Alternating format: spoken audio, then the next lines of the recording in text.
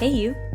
For the last year and a half, I have struggled with my planning system. I used to be able to seamlessly use my bullet journal for everything, and I had no problems with it. It was functional, it was fun, and I had a great time writing about it and sharing it with you. But something changed and it just sort of lost its luster and efficiency. So I've spent more than the last year playing around with different planning styles and trying to regain my connection with my planning. I've tried a watercolor planner, and that definitely had some positive results, but it wasn't necessarily the end result that I was looking for. I bought this iPad and Apple Pencil to try digital planning back in last autumn, and I used it for 4 or 5 months, but it didn't really work for me. And I realized that it wasn't because there was anything intrinsically wrong with a digital planner or that didn't work with me on a personal level. It's that I found that it was so easy to write stuff in here and to jot things down and move on with my day that I wasn't putting the effort into creating something beautiful, to having fun with it. I was using it as a utilitarian note-taking software, and not like I had used my bullet journals in the past, which is having fun and getting artistic and trying new forms and colors and styles. I just wasn't doing that. So naturally, after some time, I stopped using it as much and I got bored with it. It didn't fulfill me, and I just really need my planner system to fulfill me if I'm going to use it all the time.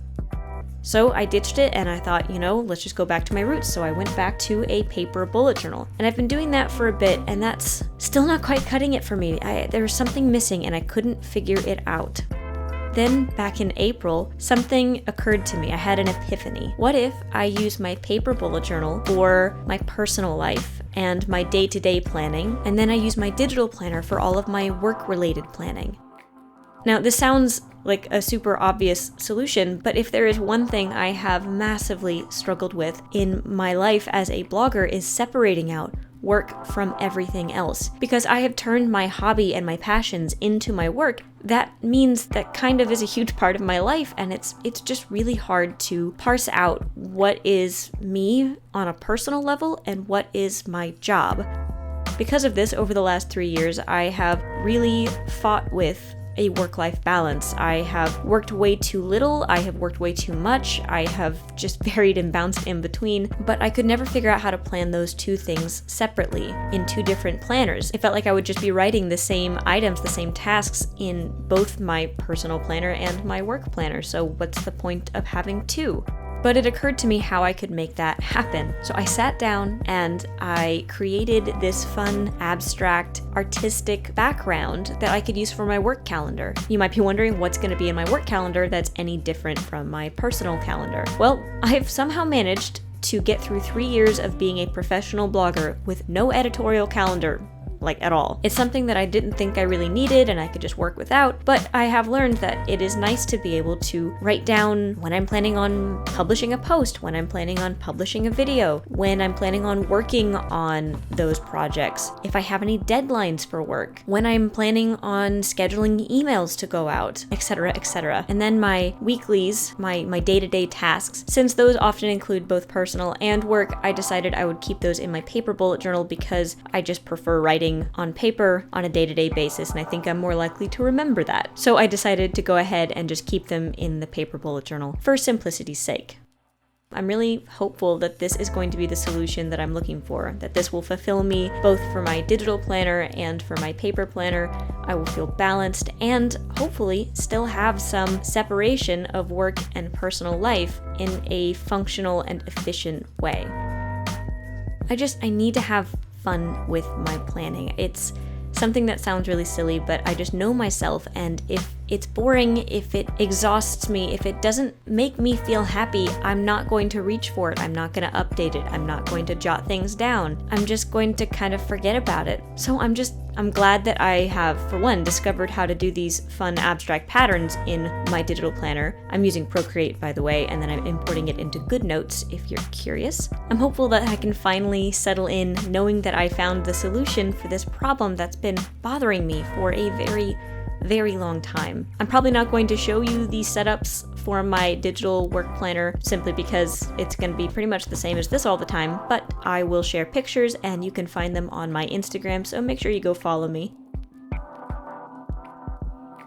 To give you the long and short of how I created this abstract pattern, first I start by creating a color palette of 4 or 5 colors. Then using the Oriental brush, I use one color at a time and brush them on, using the liquify tools, specifically the push brush, in between each color. Every time I add a new color on top of the old one, I swirl it around and they become more and more combined and liquefied. Then I use some of the spray paint brushes to create flicks and splatters and a bunch of different textures, so it looks a little bit more organic and a little bit less sleek and digitally done. Then I just make a few adjustments with a few layers, like with noise or with an overlay. I don't want to get into all of the technical stuff. It's just I play around with it a lot and sort of see what works and what doesn't work. Once I was done with the abstract background, I then created new layers and drew on the calendar boxes, lettered in the weekdays and the month, added a few embellishments here and there with shadows and outlines, and then it was pretty much good to go.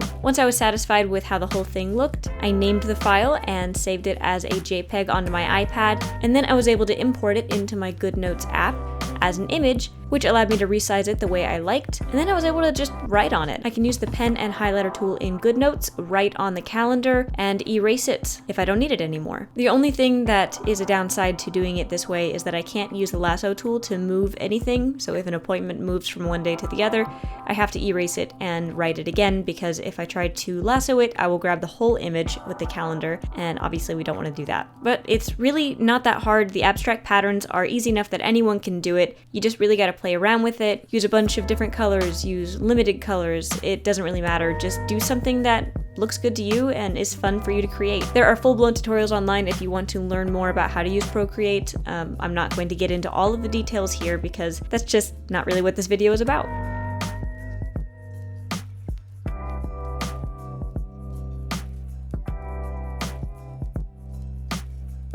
I have a lot of high hopes for this new split system between my bullet journal and my digital bullet journal, especially since we're going to be moving next month. I want to make sure to try to keep my system as functional as possible so I can jump right back into it after all of that chaos. But I have been struggling with this for a while. I've been trying for a long time now to find something that works, and maybe this isn't it. Maybe this will be a flop just like everything else has been for the last year.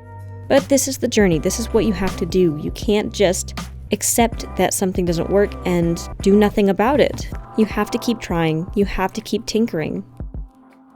It can be really frustrating to not know what's going on and to not know exactly what I need. But if anything else, I am just proud of myself for continuing to try, because that's really what it's all about at the end of the day. To stop trying to find something new, to stick with the system I already have, even though it's not working for me, that's just admitting defeat, and I'm not a defeatist.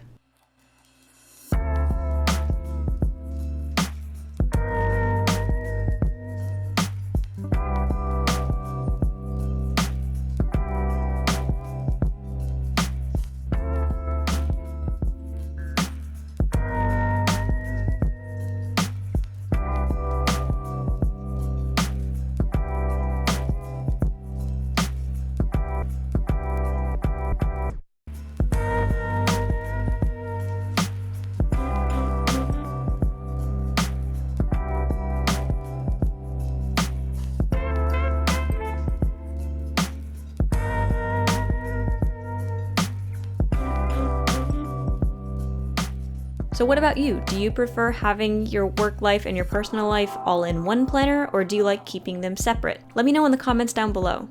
Also, don't forget to visit my website, littlecoffeefox.com, and feel free to head over to Facebook and follow me over there as well. Well, that's it for me. I hope you found this video interesting. If you liked it, please feel free to hit the like button, and don't forget to subscribe if you want to see more.